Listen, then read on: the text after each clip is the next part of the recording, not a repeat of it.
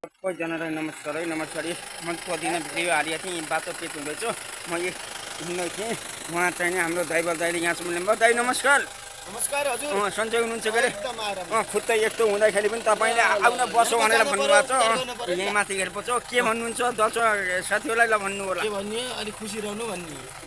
हाँसी खुसी बाँच्नु हजुर रमाइलो गर्नुपर्छ भन्ने ल म गएँ ल त भाइ पनि मान्ने यता दाइले पनि माटो ल पिच भएछ है बाटो ल ल माटो गाडीमा आएको छु म है यहाँ ठ्याक्कै यी माथि हेर्नुपर्छ यहाँ माथि जाने हो ल तर बाटो पिच भएछ है कालो पत्ले भइरहेको छ है खुट्टो दुखेर हिँड्दै थिएँ उहाँले होइन त्यहाँसम्म हिँड्नु न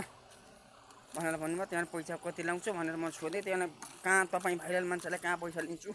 भनेर भन्नुभयो त्यो हुँदाखेरि त्यही खुट्टा देखाइदिइरहेको छु कि यस्तो भएको छ यसो हो त्यहाँ माथि हेल्पोस् हो है यहाँ चाहिँ दर्शन गर्नलाई हिँड्दैछु तपाईँहरूले चिनिरहनु भएको छ कि कस्तो चलाउँछ तपाईँहरूले सल्लाह दिन नभुल्नु होला ल त्यौदै हिँडेको छु है बाँदरले गर्दाखेरि यति भएको छ के गर्ने बाटो पिच हुँदैछ है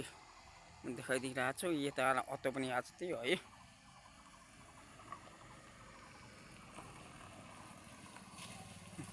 अटो पनि थाहा छ यो पत्तीबाट पिच हुँदैछ अर्को पत्तीबाट गएको छ है यो मेरो 13 पऱ्यो भने हाम्रो यो वालिङ 9 पऱ्यो है त्यो हो म त्यहाँ माथि हेरेर जाँदैछु कस्तो लाउँछ त्यस्तै सल्लाह सुझाव दिनु होला हेर्दैछ नि गाउँलेको चोनी हेल्पोसमा गए त खुट्टो थिएको नि पिच हुँदैछ बाटो पिच हुँदैछ त्यही भएर ऊ पनि हजुर यता आउँदैछ देख्नु भएको छ हो त्यही है हेल्पोस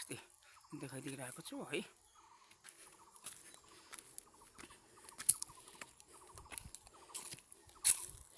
त्यौदै हिँड्न परेको छु के गर्ने मान्छेहरू दुनियाँदारी हिँड्दैन भनेर भन्नुहुन्छ अब के भन्ने त्यौदै हिँडिरहेको छु देखिरहनु भएको छ है त्यही छ वालिङ 9 पऱ्यो है हो यही हेर्नुपर्छ म जाँदैछु है हाम्रो वालिङ 9 दुनो खोला पर्छ यो है त हजुर ल हजुर अब धन्यवाद पनि भन्नुपर्छ है त